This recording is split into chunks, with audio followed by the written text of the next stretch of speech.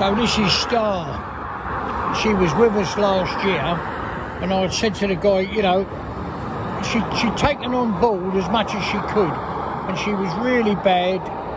Her biggest thing was traffic. I mean, you know, they've got to get used to everything, but the biggest thing, and it was going to stop her doing anything else. But the reason I'm just talking to you now, Ree's very good at, she monitors what they eat. And I mean, seriously monitors it, what they eat, you know, so we know exactly what's going in them. There's a chart on the wall, everything, every type of food's got a number.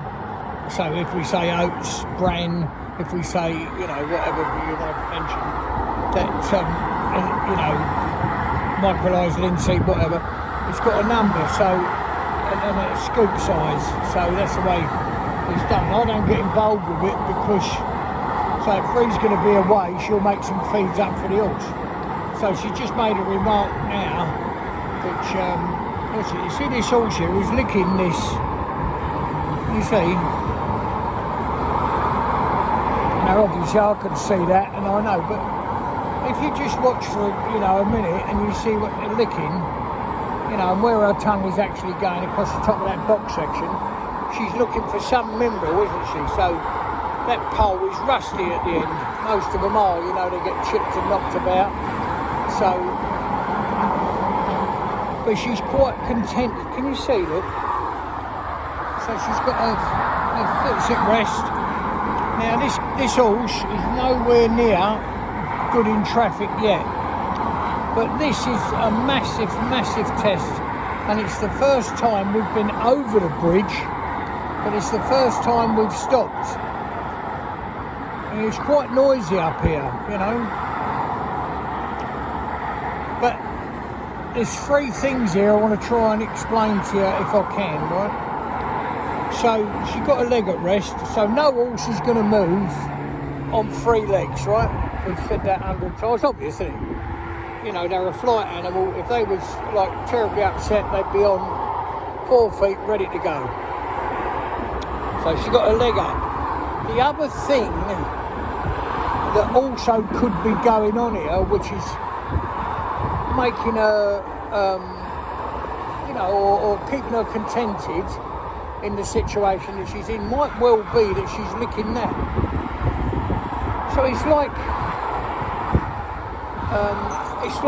something else to think about. It's like giving a child a dummy, you know, a comforter, I think they call them in America, in the child's mouth, you know.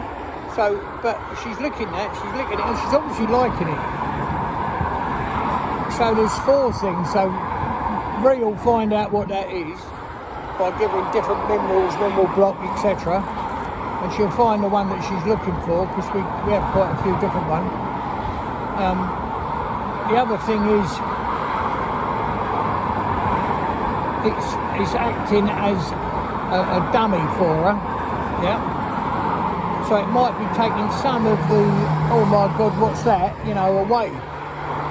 But we'll never know, will we? Because I can't move her, I can't take the pole away to see what it is. And also the other thing is, there might be enough on that pole that contents what she requires. You know, if you see horses grazing out in the wild, it will be browsing the hedges and like that.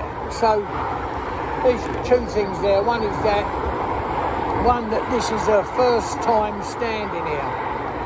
So I've got her on the offside and Cloud on the inside. I mean, Cloud wouldn't care if you give him a pot of paint, he'd paint the bridge while he was here. Do you know what I mean? He's done it 1,000 times. So what I'm going to do now is just turn a little bit more to it.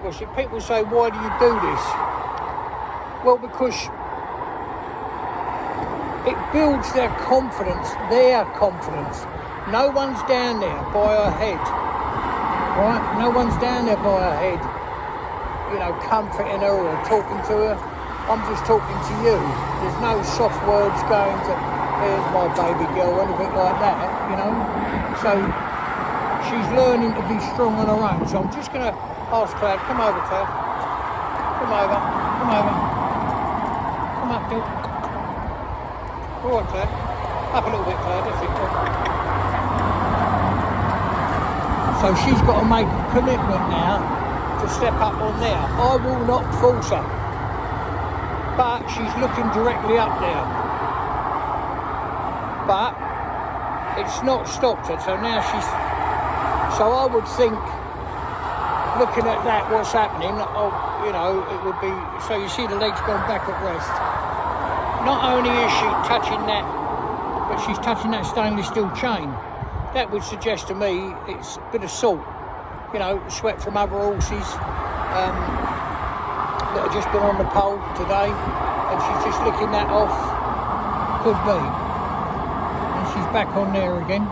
So I'm just going to go. Come on in, Claire. Up. Come over.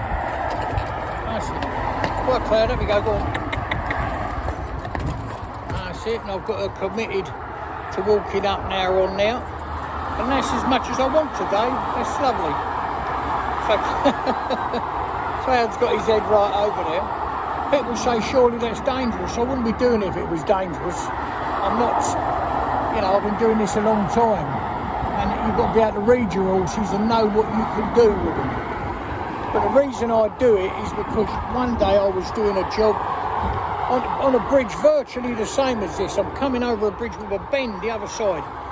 And a motor car's coming round, and a fella on a motorbike overtook the car. He wasn't going fast. He wasn't going stupid. He just overtook the car, and then obviously saw the horses.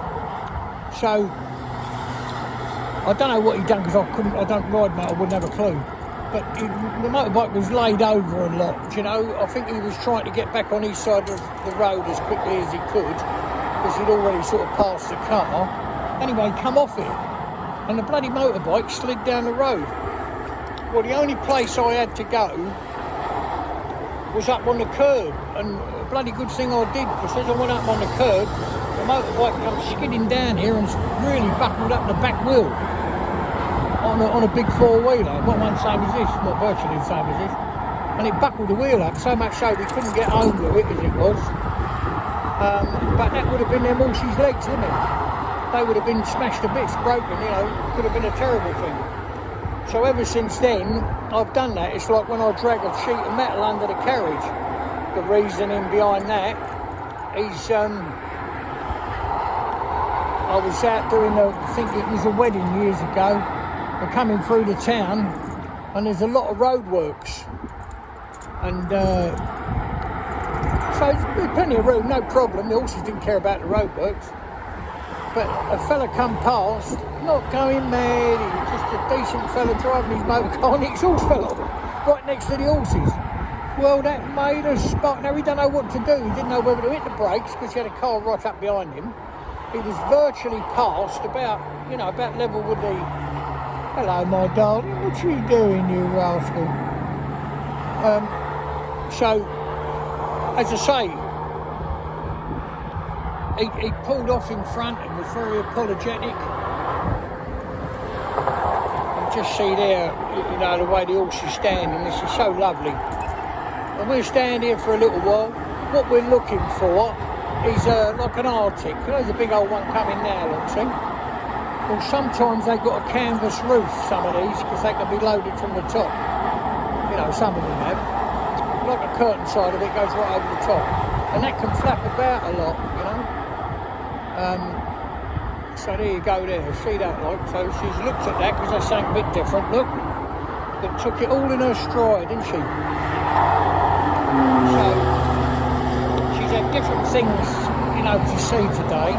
Now what we don't want to do is you've got to know when to move away, when to say that's enough, right?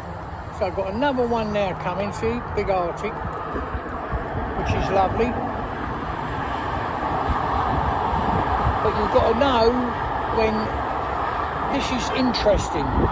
It's taking her interest. She's watching and learning, yeah?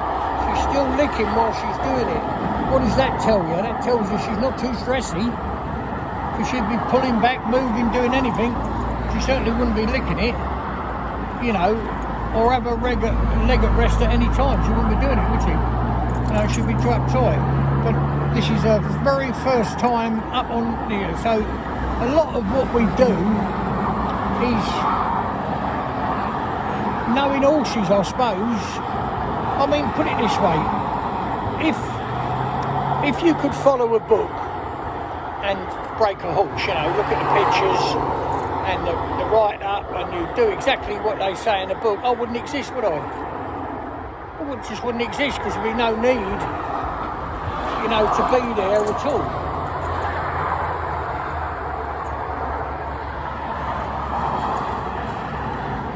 And people say to me, you know, aren't you worried about... No, I'm not worried. I wouldn't put myself or anybody else in danger on the public highway, yeah?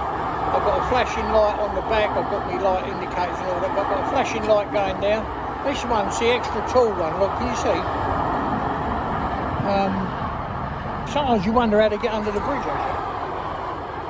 So there you are, horses contented, a lot of noise, lots of different noise. We always look at this piece of the road because the traffic's coming down, but that one there, the other dual carriageway, is just as important, because you've got all sorts coming out. So you could have what we had a spate of, there's a big army camp down the road, big army camp, and well, Salisbury Plain it is, there's a lot of army camps around there, and we had lorries, you know, those great big American Arctics, enormous great things. I think they're, I don't know what they are, but they're massive, and they had tanks on the back and equipment, and they had sheets over it, you know, tarpaulin sheets. Well, obviously they'd come a long way, and some of the tarpaulin sheets was a bit rippy, a bit torn, getting the wind underneath them, and they were bellowing up, you know, like bed sheets blowing on a washing line, do you know what I mean? So you've got...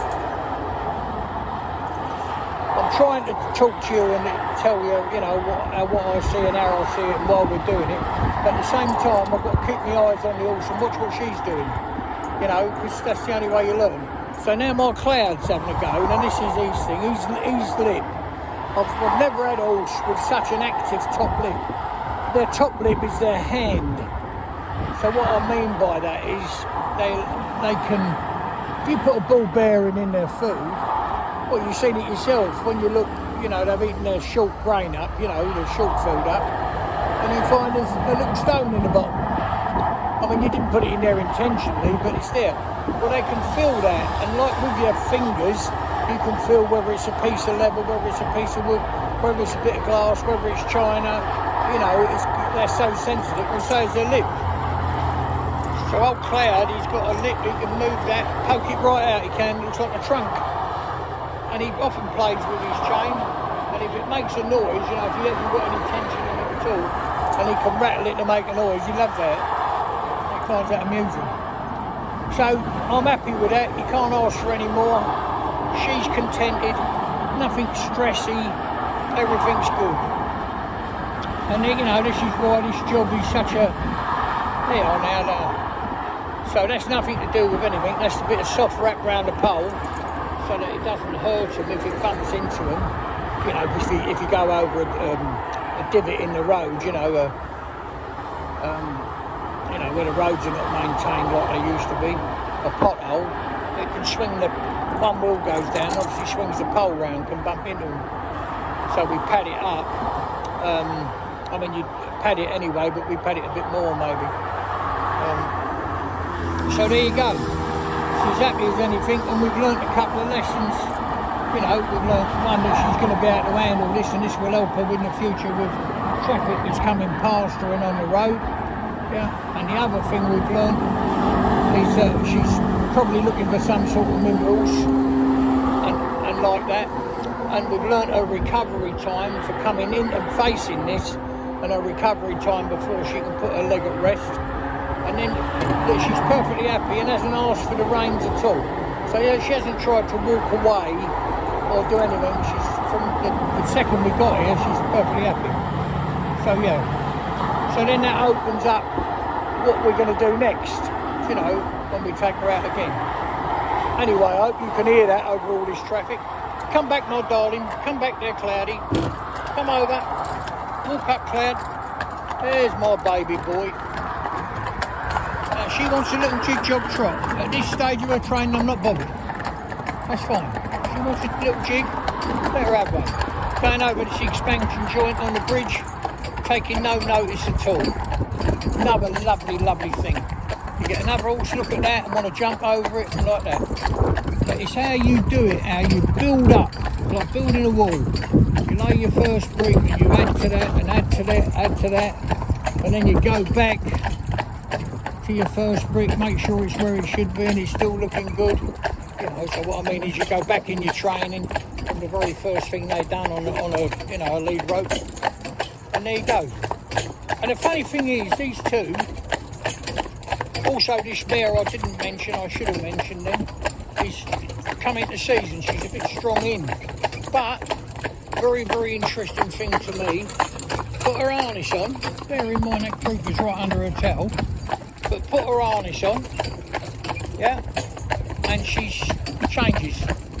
Bring her out, stand her next to Cloud. She's a bit squealy, a bit jumpy, a bit uptight. But when the harness is on, and that's another thing that if you do it right, you know, I don't think I'll get it right all the time. I definitely don't. But if you do it right, what it basically means is, come over, baby. Come over, darling. Come round here. Come round, my little boy. Come round. If you... Here we go. Come round, baby. Come round. Come round. You see, she's got a black rubber bit in, but she will be going in a windering bit.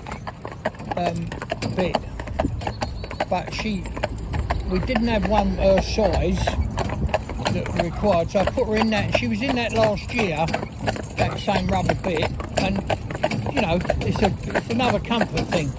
You know, I like that. And the windering bricks, which are absolutely brilliant, are a different shape. You know, they're not square at all, but they're perhaps more square than the total round bit. Anyway, I hope that you've enjoyed that. Please, all I'd ask you to do this, if you like these films, comment.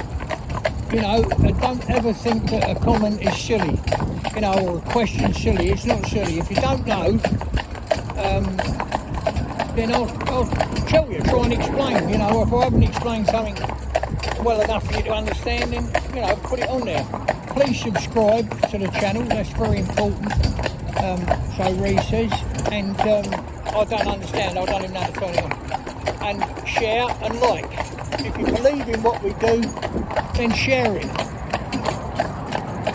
But I think it's far better for us to go up the road safe, confident and happy with a soft piece of rubber. What people put them in afterwards, once we've finished, we're handing them a horse that will go in a loose ring snaffle rubber bit under any circumstances. And the films are there to prove it. What you put them in thereafter doesn't matter, because you've got as much choice as you like. See, my Rolly, he's got to have that Liverpool cheek put. He wouldn't have to have that, he could have put another cheek piece. But we've got a winder in bit that they were sent us to trial, you know, so we could try them out. Because when we put the cheek guards on, you know, we use cheek guards all the time, it took all the pigment, all the colour out the side of his lips. He went pink. He weren't sore or anything, he just took the colour out. Took the pigment right out, yeah. Anyway, remember, subscribe, share, comment, like, and that would be lovely. It takes a lot of work to do these films. They started off just for the owner, so they could see their progress, and now they're worldwide. We're coming up to 23.5 million hits on YouTube and approaching 50,000 subscribers. But that's lovely if you comment. Anyway, I hope you enjoyed that.